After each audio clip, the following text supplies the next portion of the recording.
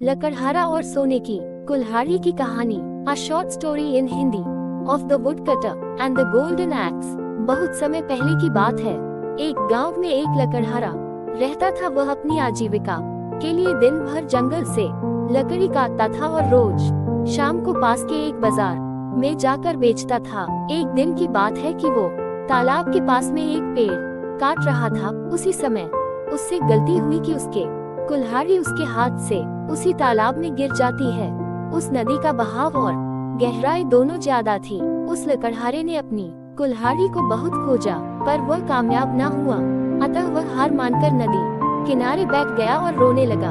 उसके रोने की आवाज सुनकर नदी की देवी उठी और उस लकड़हारे से पूछा कि क्या हुआ। तक लकड़हारे ने अपनी कहानी बताई। तब पानी की देवी को उस पर दया आ जाती है और पानी की देवी उस गरीब मेहनती लकड़हारे की मदद व सहयोग करने की पेशकश करती है।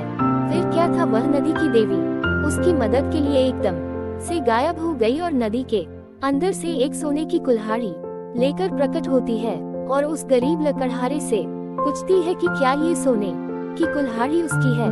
लकड़हारा इस पर उत्तर देते हुए कहता है कि नहीं, मैं तो गरीब आदमी हूँ, इसलिए यह मेरे नहीं है। तब फिर एक बार फिर नदी की देवी पानी के अंदर जाती है और इस बार चांदी की कुल्हाड़ी लेकर वापस लौटती है। लेकिन वह आदमी इस बार भी कहता है यह मेरी नहीं है।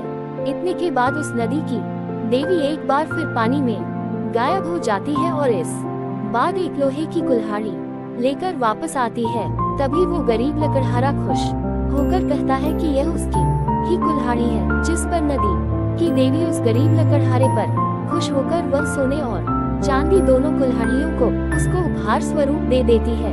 सीख, मोरल ऑफ शॉर्ट स्टोरी, ईमानदारी सबसे उत्तम नीति है।